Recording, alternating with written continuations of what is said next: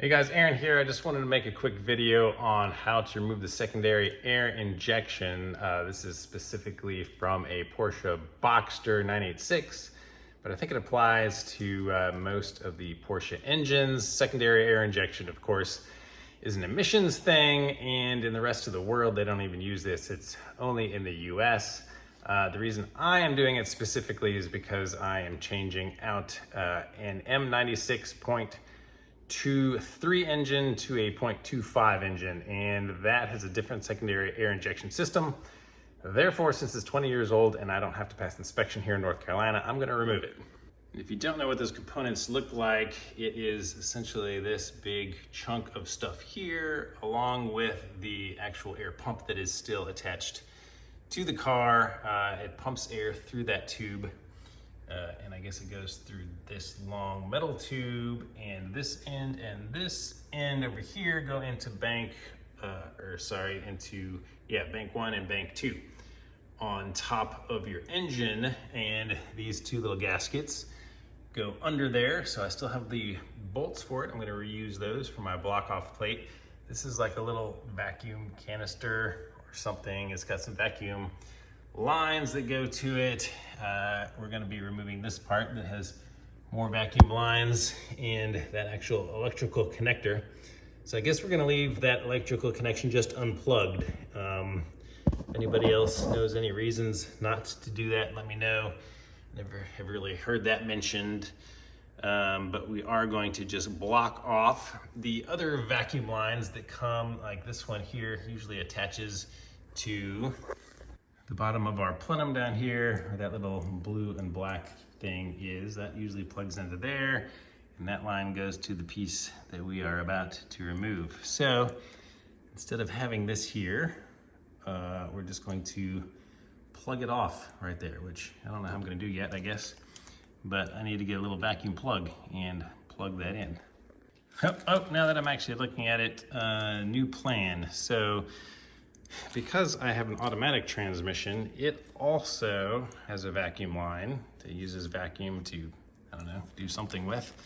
And this is where it gets its feed from. So I'm actually just going to take this line and continue it into there instead, because this used to go into that, well, I'll show you what this went into. It went into this little vacuum junction here. So this line went to that blue and black piece.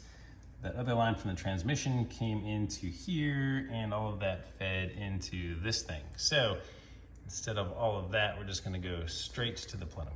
And I bought these little block off plates from Porsche. This little tiny piece of metal was super freaking expensive. And this one was even harder to get. I had to pay an extra 20 bucks to get it shipped more quickly from Germany. There's the part number on that guy. And I'm gonna reuse the gaskets that I took off my old one and the bolts as well, just 10 millimeters.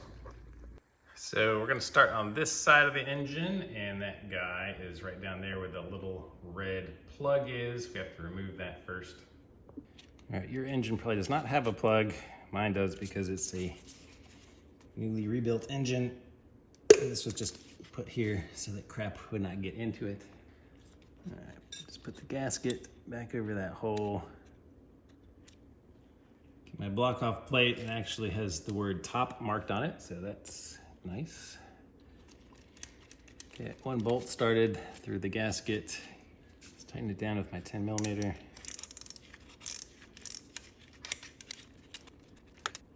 Okay, so that pipe is in my way, so I'm just gonna use a little 10 millimeter ratchet. All right, this pipe right here is in the way of that bolt, so I'm just gonna use a little 10 millimeter ratcheting wrench to reach under there. All right, blocked off on that side. So much cleaner. Oh man, that block off plate that I bought is for the old engine. The part that they list on the parts thing is not correct. The part they list is actually, I don't know if you can see it now, it's on the bottom. It's like a freeze plug for the bottom of the engine. So the diagram has it incorrect. So Porsche couldn't find this part for me, don't know what part number it is. So what I think I'm gonna do is try to fab something myself. I have this sliver of steel laying around. So I'm gonna try to measure it, mark it off so that I can fit it over the 2 bolt holes, use the old gasket and some gasket sealant and try to plug it up.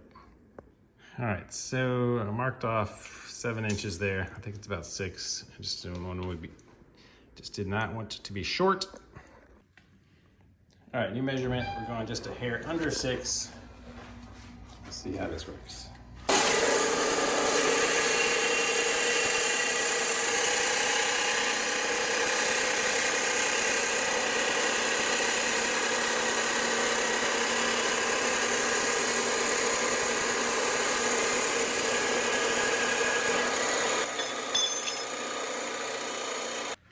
I don't cut steel very often, but when I do, this thing from Harbor Freight is a champ.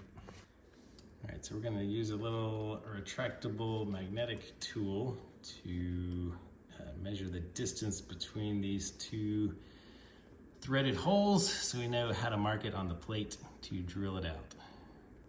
I think that's him right there. All right, we got a measurement. All right, so we got this now. So from 2 to I can't even see it, so 6. So it's just under 4 4 inches. Just under 4. Want to get a metric? Right. That's right. Just under 4 inches. All right, we're gonna start with some 5/16 inch holes in here. All right, hole 1, drilled.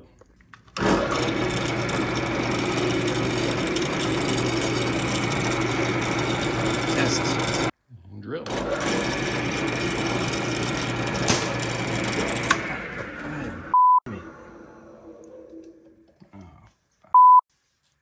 Not cool when your really old bottle of tool oil falls and the top snaps off.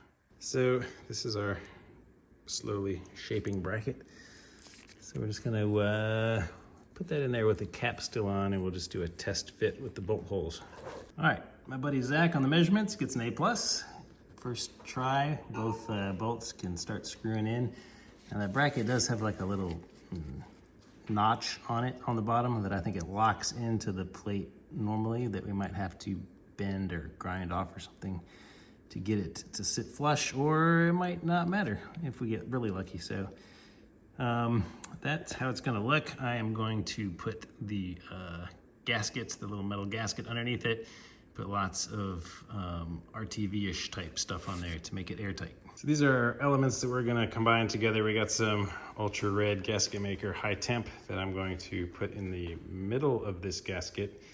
I'm not gonna use the actual open hole. I'm just gonna use the flat surface to cover up the hole, since this does not line up with our new one, and put it on both sides so it'll make a good seal and tighten our plate down. So just like this, I'm gonna drop this over the hole and set it right on top.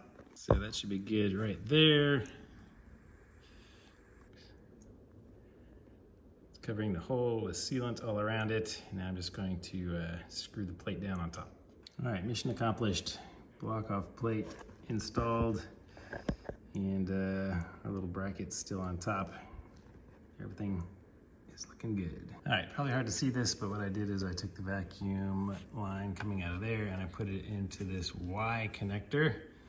And that Y connector feeds our plenum here, and then the other end of the Y goes over under there.